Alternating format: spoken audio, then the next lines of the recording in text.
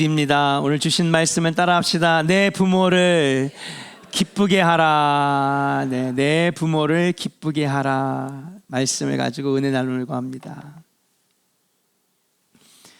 프랑스에는 모두 69명의 왕이 있었답니다. 그 중에서 백성들로부터 진정한 사랑과 존경을 받았던 군주는 겨우 3명에 불과했습니다.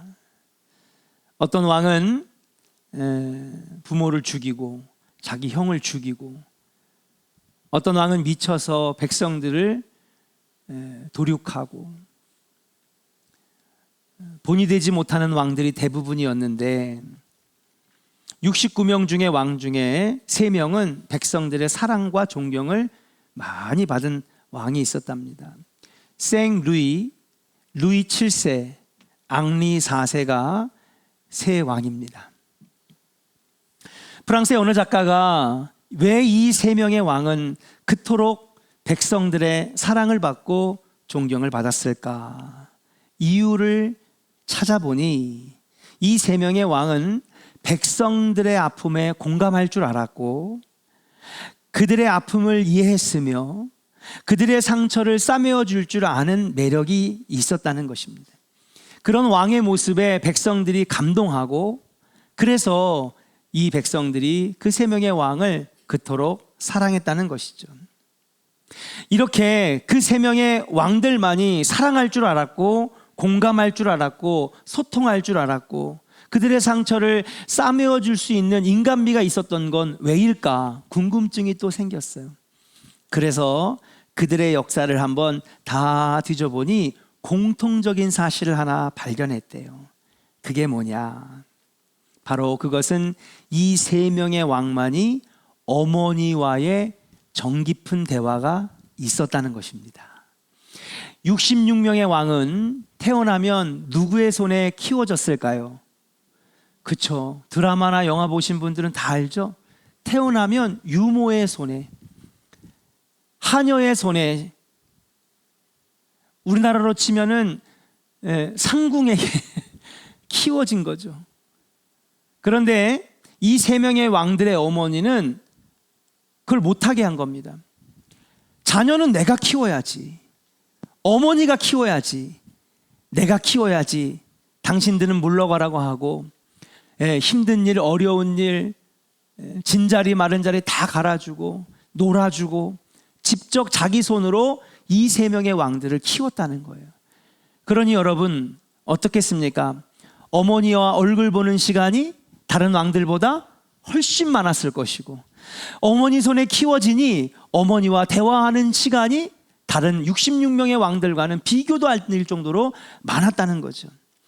이렇게 어머니 손에 키워진 이 3명의 왕들은 백성들의 아픔에 공감할 줄 알고 그들의 상처를 보듬어 줄 수 있는 마음이 있었다는 거예요. 어머니의 품에서 자라며 따뜻한 대화를 나눈 그 3명의 왕들이 바로 백성들의 사랑을 발휘했다는 것입니다. 어머니의 영향력이 이토록 놀라운 것입니다. 그렇습니다. 우리 어머니들은 우리 자식들에게 때로는 간호사가 되기도 하고요. 야, 너 어디서 까져갖고 왔어? 왜 이게 피가 나? 약 발라주고 상처 싸매주고, 때로는 우리 어머니들은 요리사가 되기도 하고 재봉사가 되기도 합니다.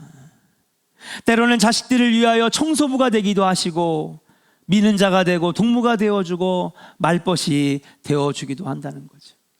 하늘을 나는 새들은요, 어미가 새끼를 낳으면 멀쩡한 새끼들은 품고 불구간의 새끼들은 낭떠러지로 떨어뜨린대요. 이게 하늘을 나는 새들의 어머니입니다. 그런데 어머니는, 우리 인간의 어머니는 부족한 아이일수록 더 사랑하는 게 우리 인간의 어머니들이에요.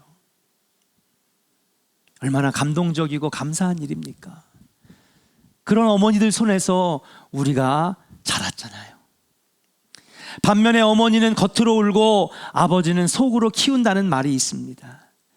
우리의 아버지들은 어머니의 과잉 사랑을 견제하기도 하고, 아버지의 미소 속에는 아이를 위한 장래에 대한 걱정이 있고, 아버지의 이 호주머니 속에는 아이들 장래를 위한 여러분 준비하는 마음이 들어있다라고 해요.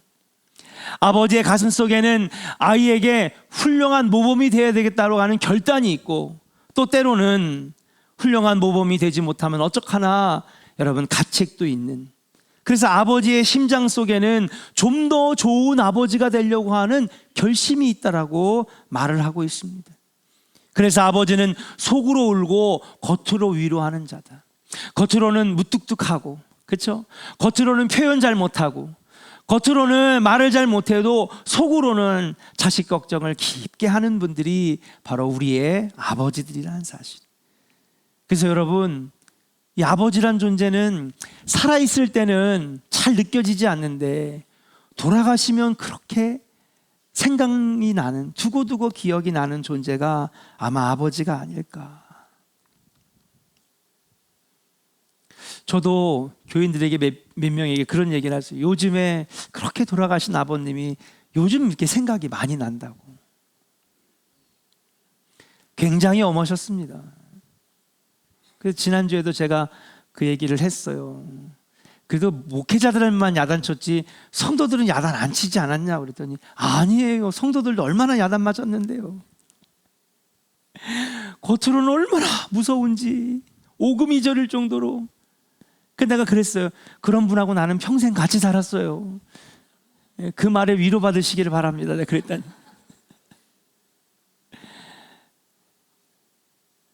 근데 성도들은 알아요. 우리 전임 목사님하고 함께 신앙생활, 속으로는 사랑이 그렇게 깊었다고. 그게 아버지의 모습이 아닐까? 그래서 우리는 종종 육신의 아버지를 통해 하나님을 배워요. 성경에 나타난 하나님 얼마나 무섭습니까? 벌 주시고 심판하시고 재앙을 내리시고 물로 심판하시고 소돔과 고모라 불로 심판하시고, 포로로 끌려가게 하시고. 우리 하나님은 막 야단치시는 하나님이 성경에 보면 막 그렇잖아요. 하나님은 엄하게 이스라엘 백성들을 꾸짖으셨습니다. 엄하게 책망하시고 벌을 내리시는 분이었어요. 그런데 속으로는요, 이스라엘 백성들을 위하여 울고 계셨던 분이 바로 우리 하나님이셨다는 사실이에요. 비록 포로로 끌려갔지만 또 한편 하나님은 속으로 울고 계시면서, 만약에 이스라엘 백성들을 진짜 자녀라고 생각하지 않았으면 버렸겠죠. 근데 버리지 아니하고, 비록 포로로 끌려가 그들이 잘못한 것의 죄에 대한 심판을 받는 와중에도 하나님은 그들을 구원할 계획을 세우고 계셨다는 사실. 성경 읽어지네를 배우셨던 분들은 아마 이 말씀이 어떤 말씀인지 알 거예요. 예레미야 선지자를 준비시키시고 다니엘을 준비시키시고 에스겔을 준비시키셔서 그들을 다시 돌아오게 하시려고 하는 사랑의 손길을 준비하신 분이 여호와 하나님 아니겠어요? 근데 그 모습이 우리 아버지들의 모습 속에서 나타난다는 거예요. 그래서 아이들은, 우리의 자녀들은 아버지를 통해 하나님을 배우는 것입니다. 아버지는 두려움과 자비, 위엄과 사랑의 양면을 동시에 가지신 분이기 때문이다. 사랑하는 여러분, 그렇습니다. 모든 것을 다 내어주시는 어머니, 겉으로는 엄해 보이지만 속으로는 울며 자녀들을 위해 희생하는 아버지. 그렇기 때문에 우리의 부모님들은 마땅히 존경을 받아야 되고, 우리에게 생명을 준 그거 하나만으로도 사랑해야 될, 그리고 사랑을, 기쁨을 드려야 될 존재가 바로 우리의 부모님이라고 하는 사실이에요. 사랑하는 조은의 성도 여러분, 여러분들의 부모님들에게 기쁨을 드리는 자녀가 다 되시기를 주의 이름으로 간절히 축원합니다. 오늘은 어버이 주일입니다. 본문 25절의 말씀처럼 내 부모를 즐겁게 하고 너 낳은 어머니를 기쁘게 하라 라고 하는 말씀처럼, 여러분, 우리는 우리의 부모를 기쁘게 해드리는 자녀가 되어야 될 줄로 믿습니다. 오늘 이 시간에는 어떻게 해야 우리 믿음의 자녀들이 육신의 부모를 기쁘시게 해드릴 수 있을까? 함께 은혜 나누도록 하겠습니다. 첫 번째, 어떻게 부모를 기쁘게 해드릴 수 있을까요? 따라합시다. 자녀가 의인이 되는 것입니다. 뭐가 되는 거라고요? 목사님, 용돈 드려야죠. 그래야 기뻐하시지. 용돈 드리니까 저희 어머니 기뻐하시더라고요. 예. 그래도 선물해드려야지 기뻐하시죠. 맛있는 거 사드려야지 기뻐하시죠. 틀린 말은 아닙니다. 다 맞는 말이에요. 해드려야 돼요. 해드려야 돼요. 그런데 여러분, 정말 우리 부모님을 기쁘게 해드리는 진정한 방법은 우리가 의롭게 살아가는 거예요. 24절 말씀을 함께 읽겠습니다. 같이 읽어요. 시작. 의인의 아비는 크게 즐거울 것이요 지혜로운 자식을 낳은 자는 그로 말미암아 즐거울 것이니라. 아멘. 여호와 하나님의 말씀입니다. 의인의 아비는, 그러니까 부모님의 자녀가 의인이면 그 아버지, 그 어머니, 그 부모님은 크게 즐거워할 것이라는 거예요. 참 중요한 말씀입니다. 자녀가 의인일 때에 부모는 즐거운 법입니다. 그러면 반대로, 목사님, 저는 우리 부모님 다 돌아가셨는데 오늘 설교는 나와는 아무 상관이 없겠네요. 아니죠. 반대로 부모가 의로우면 자녀들은 어떻게 할까요? 부모가 자랑스러워지는 거예요. 아멘입니까? 오늘 말씀은 그냥 어버이 주일이니까 자녀들만 들으라고 하는 말씀이 아니에요. 우리 모두를 위한 말씀이에요. 우리 자녀된 우리들이 의롭게 살면 그 의로운 모습을 보고 부모님들이 기뻐하는 거예요. 반대로 자녀들은 부모님이 의롭게 살고 반듯하게 사는 모습을 보면서 자랑스러워하고 존경스러워하는 거예요. 오늘 말씀은 자녀들만 위한 말씀이 아니라는 사실입니다. 세상에 아무리 나쁜 부모라도 자녀가 옳게 자라는 것을 기뻐합니다. 나는 의롭지 못했지만은 내 자식들은 좀 올바로 살았으면 좋겠다. 똑바로 살았으면 좋겠다. 의로운 것을 원하는 게 다 부모의 심정 아니겠습니까? 그래서 엄마 아빠들이 제일 많이 하는 말이 있어요. 나는 옳지 못한 삶을 살았어도 자녀들은 올바른 삶을 살기를 원해서, 야 아들아, 너는 나같이 살지 말아라. 엄마들이 너는 딸아 나같이 살지 마라. 나같이는 되지 말라. 그렇게 얘기하는 것 아니겠습니까? 자, 그렇다면 의인은 무엇일까? 의인은요, 옳고 그름을 분별할 줄 알고 옳은 것을 선택하는 사람이 의인이에요. 한번 따라 합시다. 옳고 그름을 분별할 줄 알고 옳은 것을 선택하는 사람. 자, 우리 조은의 성도들은 의인입니까? 아멘. 어떤 사람은 저는요 배움이 짧아서, 어떤 사람은 제가 지식이 부족해서. 여러분, 옳고 그름은요 배운다고 되는 게 아니에요. 서울대를 나오고 카이스트를 나와도요, 여러분, 옳고 그름을 분별하지 못하는 사람 오히려 머리가 좋으니까 더 큰 범죄를 저지르잖아요. 꼭 사람을 때려야만 범죄인가요? 사람을 죽여야만 범죄인가요? 좋은 머리 가지고 잘못된 선택을 하니까, 그릇된 선택을 하니까 수천 명, 수만 명이 고통당하잖아요. 그러면 옳고 그름을 어떻게 분별하느냐? 이미 하나님이 우리에게 넣어주셨어요. 그게 뭐냐? 양심이라고 그래요. 양심. 하나님의 선물입니다. 하나님이 우리에게 하나님의 형상대로 창조하실 때에 그 형상 중에 하나가 뭐냐면 바로 양심이라고 하는 장치를 주셨어요. 양심은요 배우지 않아도 괜찮아요. 뭔가 옳고 그른 것에 기로에 섰을 때에 양심이 발동하여, 야 그거 하면 안 돼, 나쁜 거야, 잘못된 거야, 우리에게 알려주는 장치가 양심이라고 하는 거죠. 그래서 우리가 잘못된 일하고 폐륜적인 일들을 하면 양심 없는 놈 이렇게 얘기하잖아요. 배운다고 되는 게 아닙니다. 어느 것이 옳은 것인가를 아는 선천적 지식이 우리에게 다 있다는 거예요. 다른 사람을 때리면 안 된다, 다른 사람의 것을 훔치면 안 된다, 거짓말하면 안 된다 라고 하는 양심의 발동이 작동을 하는데, 근데 또 한편으로는 우리에게 뭐가 있느냐? 욕망이 있고 욕심이 있고, 그렇죠? 예. 그런 죄의 본성들이 있기 때문에 이 두 개가 항상 부딪히는 거예요. 여러분, 이것이 부딪힐 때 여러분들은 어떤 것을 선택하십니까?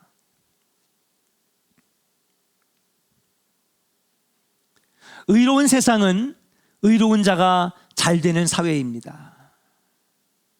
우리나라는 이런 부분에서 아직 부족한 부분이 많이 있는 것 같아요. 의로운 세상, 좋은 세상, 옳게 사는 자가 잘 되는 세상, 의로운 사람들이 잘 되는 세상, 법을 지키는 사람이 손해보는 자가 아니라 여러분 잘 되는 사람. 오늘 설교를 듣고 기분 나빠하실 분이 있으실지 모르지만은 어느샌가 경제 지표 7가지 중에 5가지 이상이 중국이 미국을 훨씬 앞서는 그러한 세상이 됐습니다. 막대한 머니 파워를 가지게 되었어요. 그래도 어느 누구도 중국을 선진국이라 부르지 않습니다.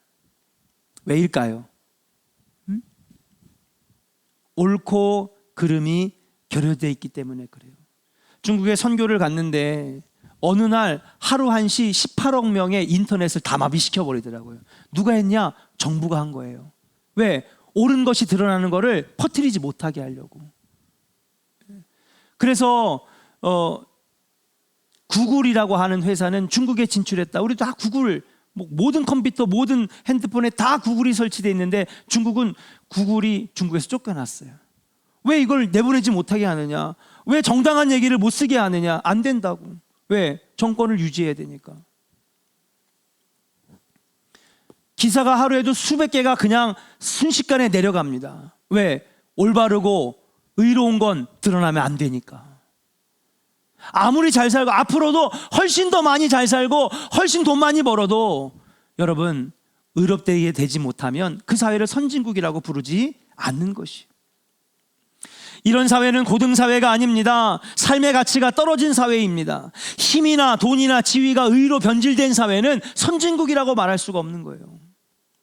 저는 이 나라와 이 민족이 선진국 되기를 원합니다. 돈만 많이 번다고 선진국이 아닙니다. 빌딩이 올라가고 다리가 올라가고 비행기를 수천 수만 대를 띄워도 여러분 수출을 많이 해도 선진국이 아니에요. 진짜 선진국은 의로운 사회, 정당하게 사는 사람들이 정당하게 벌고 법을 지키는 사람들이 잘 되고 정당하게 경기하는 사람들이 금메달을 목에 걸 수 있는 그런 사회, 그런 사회가 의로운 사회라고 하는 사실이에요. 재밌는 얘기가 하나 있어서 하나 가져와 봤습니다.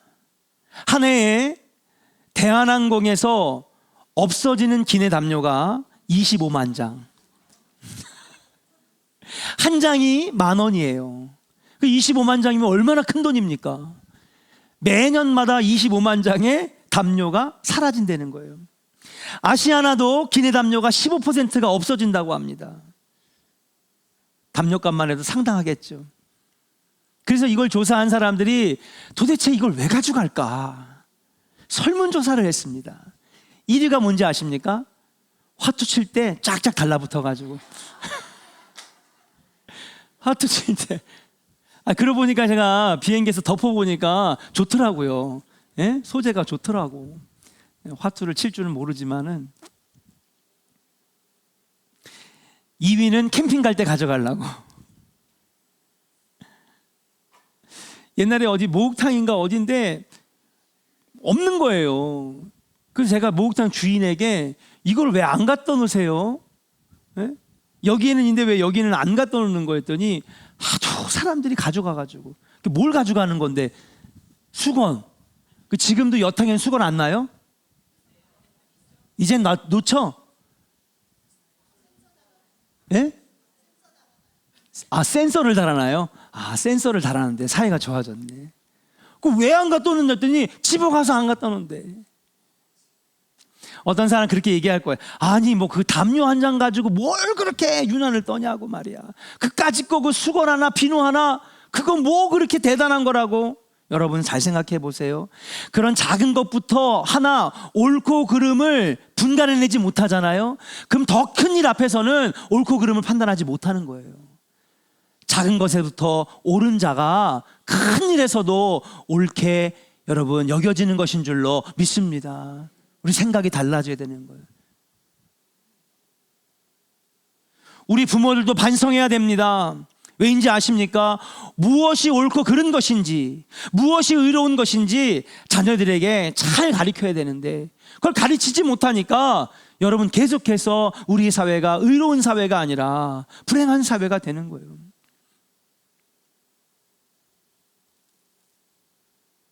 그래서 저명한 아동교육자 제임스 dobson이라고 하는 사람은 체벌은 나쁜 것이지만 훈육은 바람직한 것이다. 아이들에게 훈육해야 됩니다. 의를 가르쳐야 됩니다. 자녀들에게 의를 가르쳐야 그 자녀들이 나중에 여러분들 부모님들을 공경할 줄 알고요, 의로운 세상을 살아갈 수 있게 되는 거예요. 어떤 사람이 얘기합니다. 행복 지수를 측정했는데, 이미 여러분 다 아시는 얘기일 수도 있어요. 어느 때 가장 큰 행복을 느낍니까? 행복을 느끼는 순간이 많이 있잖아요. 먹을 때 행복하죠. 어저께 성가대 야외에서 맛있는 밥 먹고 커피 마시니까 행복하더라고. 예, 잠이 부족한데 잠 푹 자면 행복하잖아요. 그런 작은 것에서부터 행복을 느끼는 순간이 여러 가지가 있는데, 최고의 행복을 느끼는 순간이 있대요. 그게 뭔지 아십니까? 옳은 일을 했을 때에, 내 자신이 자랑스러울 때에, 누군가 어려운 사람을 도왔을 때에 사람이 느낄 수 있는 최고의 행복을 느낀다는 거예요. 나를 위한 거 아닌데도, 그렇죠? 남을 위한 순간이었는데, 여러분, 최고의 카타르시스를 느끼는 순간이 바로 남을 위해 살았을 때, 좋은 일을 했을 때, 의로운 일을 했을 때. 그러면 여러분 자녀가 행복하기를 원하십니까? 그럼 뭐를 가르쳐야 될까요? 의를 가르쳐야 되고, 남을 사랑할 줄 아는 사랑을 가르쳐야 되고, 남을 위해 희생할 줄 아는 희생을 가르쳐야 여러분 자녀가 나중에 행복해질 수 있는 거예요. 물질이 전부가 아닙니다. 성공이 전부가 아닙니다. 눈에 보이지 않는 가치들이 있는 거 아니겠습니까? 특별히 우리는 믿음의 사람들입니다. 우리 믿음의 사람들은 의롭게 살아야 됩니다. 한번 따라 합시다. 우리는 믿음의 사람, 의롭게 살아야 합니다. 믿으시면 아멘. 왜 우리가 의롭게 살아야 됩니까? 그 이유는 간단해요. 바로 우리 하나님이 의로우시기 때문에 그래요. 아멘. 그리고 우리가 정말 당신의 자녀라면 부모가 자녀에게 DNA를 물려주고 부모의 여러 가지 모습들을 물려주는 것처럼, 우리가 하나님의 자녀는 하나님으로부터 물려받은 게 있어야 될 거 아니야.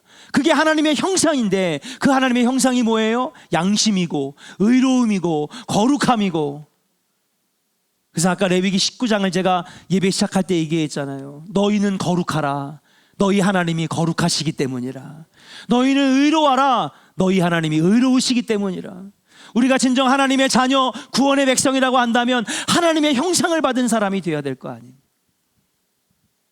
우리 시편 4편 1절을 같이 한번 읽어볼까요? 같이 읽겠습니다. 시작. 내 의의 하나님이여, 내가 부를 때에 응답하소서. 곤란 중에 나를 너그럽게 하셨사오니 내게 은혜를 베푸사 나의 기도를 들으소서. 아멘. 다윗왕은 시편 4편에서 하나님을 어떻게 부르느냐? 의의 하나님, 의로우신 하나님이라고 불러요.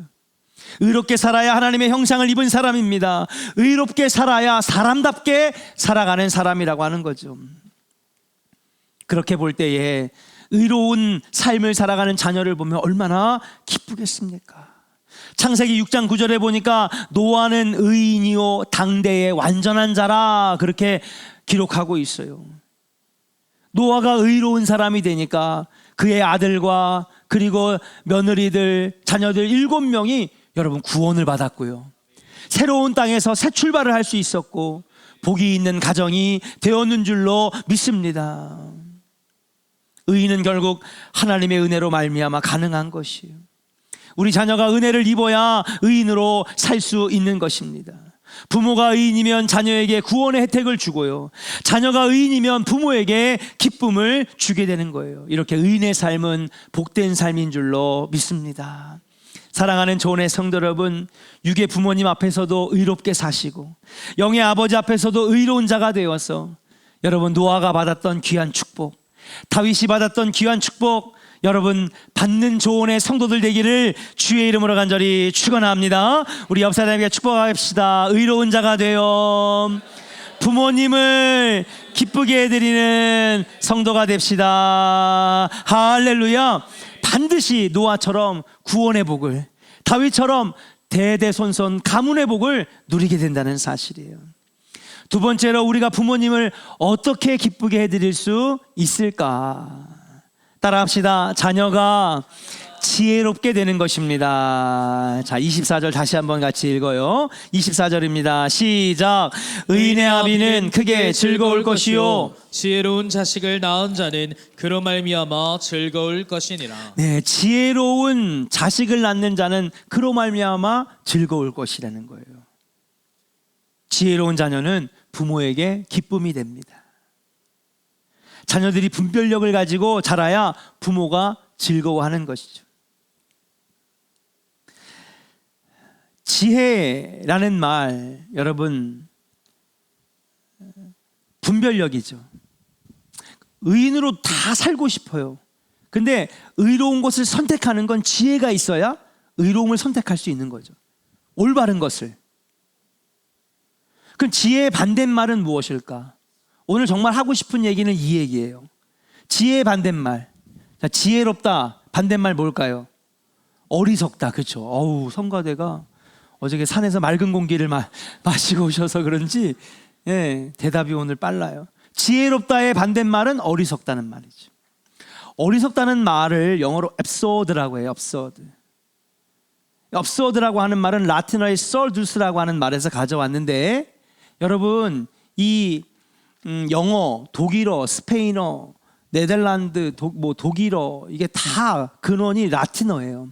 그래서 그 언어의 근원을 배우면 영어, 스페인어 이게 그냥 발음만 다르지 표기들이 거의 비슷하고 문법도 비슷합니다. 그래서 유럽 사람들은 막 3개국어, 4개국어를 하는 이유가 다 그들의 언어의 뿌리가 라틴어이기 때문에 그래요. 그러면 이 라틴어라고 하는 말에서 absurd, 어리석다는 말이 나왔는데 이게 뭐냐? 라틴어의 서두스라고 하는 말은 듣지 못하다라는 말이래요. 귀머거리라는 말이래요. 그러니까 어리석다는 말은 다시 말해서 뭐예요? 듣지 않는 거죠. 듣지 못하고 듣지 않는 거예요. 그러면 어떤 사람이 어리석은 사람이냐? 멍청하니까, 머리가 안 돌아가니까, 몰라서. 그게 어리석은 사람이 아니에요. 어리석은 사람은 어떤 사람? 듣지 않는 사람이 어리석다는 거죠. 그럼 반대로 다시 지혜로 돌아왔어요. 그럼 지혜로운 사람은 어떤 사람? 듣는 사람인 거죠. 저 사람 머리가 잘 돌아가, 저 사람 똑똑해, 이거 지혜가 아니에요. 네. 지혜란 뭐냐? 잘 듣는다. 잘 듣는다. 잘 듣는 사람이 지혜로운 사람이라는 뜻이에요. 성경에서는 머리 좋은 사람을 지혜롭다 얘기를 안 해요. 성경에서는 똑똑한 사람을 지혜롭다 얘기 안 해요. 성경에서는 어떤 사람이 지혜로운 사람이냐? 하나님의 말씀을 잘 듣는 자가 지혜로운 사람이라고 말하고 있어요. 아멘입니까? 그래요. 그러면 이러한 이해를 가지고 에베소서 6장 1절을 같이 한번 읽어볼게요. 같이 읽겠습니다. 시작. 자녀들아, 주 안에서 너희 부모에게 순종하라. 이것이 옳으니라. 아멘. 자, 부모에게 순종하라. 순종이 뭐냐 하면요, 듣고 따르는 거예요. 그럼 부모에게 순종하는 건 뭘까요? 부모의 말을 듣고 따르는 것이, 그것이 지혜라는 얘기예요. 부모님의 말을 따르고 듣고 따르는 것이 옳은 일입니다. 이것이 지혜라고 말을 하고 있어요. 듣지 않고 따르지 않는 것은 어리석은 일이라고 얘기하는 거예요. 여러분, 나랑은 별로 상관없어. 거짓말하지 마세요. 얼마나 말 안 들었어요, 그죠? 지긋지긋하게도 말 안 들었죠. 엄마가 뭘 알아? 요즘 제 딸들이 제일 많이 하는 얘기, 엄마가 뭘 알아? 아빠가 뭘 알아? 안 들으려고 그래요. 꼭 그런 거 없었던 것처럼 표정 짓지 마세요. 얼마나 안 들었어요, 여러분. 그렇죠? 근데 성경에서는 어떤 사람이 지혜로운 사람이냐? 부모의 말을 듣고 따르는 사람이 지혜로운 사람이라고 얘기하는 거예요. 그리고 그렇게 지혜로운 자녀들은 뭐예요? 부모를 기쁘게 한다는 거죠. 성경의 이 진리를 우리가 깨달아야 됩니다. 부모의 말을 듣지 않는 것 그 자체가 어리석은 거라고 얘기를 하고 있어요. 왜? 어리석음은 듣지 않는 것이기 때문에. 그래서 에베소서 6장 2절을 얘기합니다. 같이 한번 읽어볼게요. 시작. 내 아버지와 어머니를 공경하라. 이것은 약속에 있는 첫 계명이니. 그래요. 여기서는 또 뭐래요? 순종하라 그러고 내 아버지 어머니를 뭐 하래요? 공경하라는 거예요. 그럼 공경이란 뭐냐? 헬라어로 따라합시다. 티마오란 말인데 이건 뭐냐? 티마오란 말은 가치 있게 여기다, 명예롭게 여기다. 그러면 1절의 순종과 2절의 공경을 합쳐볼게요. 자, 여러분, 순종은 뭐예요? 듣고 따르는 거죠. 그러면 어머니의 말, 아버지의 말을 공경하는 거예요. 공경은 뭐예요? 가치 있게 여기다. 부모님의 말을 가치 있게 여기는 거예요. 부모님의 말을 명예롭게 여기는 거예요. 그러면 3절의 말씀을 이어서 읽을게요. 같이 읽어요. 시작. 이로써 내가 잘 되고 땅에서 장수하리라. 누가 잘 된다는 거예요? 순종하는 자가, 듣고 따르는 자가, 그 부모님의 말을 가치 있게 여기는 자가 잘 되고 이 땅에서 장수할 거라는 거예요. 복을 받게 되는 것인 줄로 믿습니다. 그래서 여러분, 미국에서는요, 중고등학교 부모 공경을 가르칠 때 이 이야기를 꼭 교과서에다 집어넣는데요. 누구의 얘기를 하느냐? 조지 워싱턴의 예를 든다고 합니다. 여러분, 조지 워싱턴이 태어났을 때가 바로 17세기, 18세기 때인데 그때는요, 대항해 시대였어요. 그러니까 우리 청년들은 원피스 만화 생각할지도 몰라. 웃는 분 딱 2분. 원피스가 뭔지도 모르시잖아요. 그죠? 예. 이 당시는요, 대항해 시대, 너도 나도 바다를 붙잡는 나라가 세계의 패권을 여러분 잡는 나라예요. 그래서 스페인의 무적함대, 영국이 해가 지지 않는 나라를 만들었던 게 바로 해군, 이 전 세계 바다를 장악했기 때문에. 그래서 이때의 최고의 꿈은 뭐냐? 젊은이들의 최고의 꿈은 여러분, 배 타고 바다에 나가는 거예요. 큰 배의 선장이 되는 거예요. 조지 워싱턴도 어릴 때 꿈이 있었어요. 뭐냐? 큰 배에 훌륭한 선장이 되는 게 꿈이었어요. 왜? 그래야 사나이로서 큰 꿈을 펼치고 그 꿈을 이루기에 선원으로 취직하여 바다로 떠나려고 했습니다.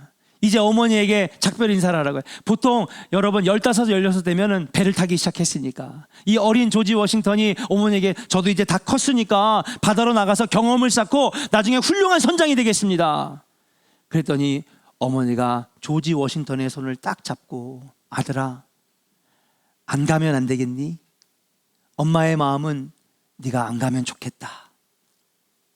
조지 워싱턴 어떻게 했을까요? 예? 갔을까요? 안 나갔을까요? 갔을까요? 안 나갔을까요? 안 갔어요? 어떻게 하셨어요? 안 갔어요. 왜? 이미 앞에서 설교를 다 들어놨으니까. 그렇잖아요.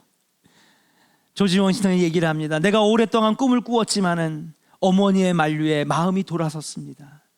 어머니의 눈물과 내 꿈을 바꿀 수는 없었습니다. 그렇게 하면서 항해를 포기하고 선장이 되는 꿈을 접었어요. 근데 여러분, 비록 큰 배, 멋진 배를 타고 대서양 태평양을 나가는 여러분, 선장이 되지는 못했지만 뭐예요 나중에? 그렇죠, 엄청나게 큰 나라 미국을 여러분 운전하는, 항해하는 초대 대통령이 되었는 줄로 믿습니다. 부모의 말을 잘 들어라. 그래서 이 이야기가 꼭 교과서에 들어간다는 거예요. 어머니의 말을 가치 있게 여기고 명예롭게 여기고 부모님의 말을 순종했더니 여러분 더 나은 인생이 되었다라고 하는 사실이에요. 사랑하는 조은의 성도 여러분, 지혜 없는 자가 되지 말고 지혜 있는 자가 되시기를 주의 이름으로 간절히 축원합니다. 따라합시다. 지혜란 듣고 따르는 것입니다. 아멘입니까? 여러분, 하나님 앞에서 하나님 말씀을 듣고 순종하고 따르면 내가 이 땅에서 잘되고 장수하는 것이고요. 여러분, 하나님께서 대리 통치자로 세우신 부모님의 말을 잘 듣고 따르면 이 땅에서 여러분들이 잘되고 가정이 복을 받게 되는 것인 줄로 믿습니다. 그러나 반대로 그러지 못한 사람, 부모가 뭘 알아? 옛날 사람 뭘 안다고 부모가, 요즘 트렌드도 모르고. 아니에요. 인생을 오래 사신 어르신들이 그분들만 아는 인생의 지혜가 있어요. 그분들이 볼 때에 세상이 보이는 거예요. 저렇게 하면 안 되는데, 저거 분명히 눈물 흘리는데, 저거 실패하는데. 스스로 자신 있다 자만하지 말고 사랑하는 여러분, 듣지 않고 어리석은 자 되지 말고 육신의 부모님의 말씀에 순종하여 지혜로운 삶을 사시기를 주의 이름으로 간절히 축원합니다. 그러면 이 땅에서 잘 되고 더 나아가서는 영의 아버지 하나님 말씀에 듣고 순종하여서 여러분 이 땅에서 잘 되는 삶을 살아가는 우리 조언의 성도들이 되어야 될 줄로 믿습니다. 결론의 말씀을 드립니다. 부모가 늙으면 세 가지가 없어진다 그래요. 첫 번째, 힘이 없어지고, 두 번째, 돈이 없어지고, 세 번째, 형편이 없어진대요. 그렇기 때문에 우리 자녀들은 부모의 힘이 되어드려야 되고, 재물이 되어드려야 되고, 형편이 되어드려야 될 줄로 믿습니다. 사랑하는 여러분, 가정의 달만이 아니라 1년 365일 부모님 앞에 의로운 삶 사시고 부모님 말씀을 잘 따르고 순종하는 지혜로운 삶을 사셔서 이 땅에서는 육신의 부모를 기쁘게 하고 하나님 나라에서는 하나님의 마음을 기쁘게 해드리는 복받는 우리 조언의 모든 성도들 되시기를 주의 이름으로 간절히 축원합니다. 우리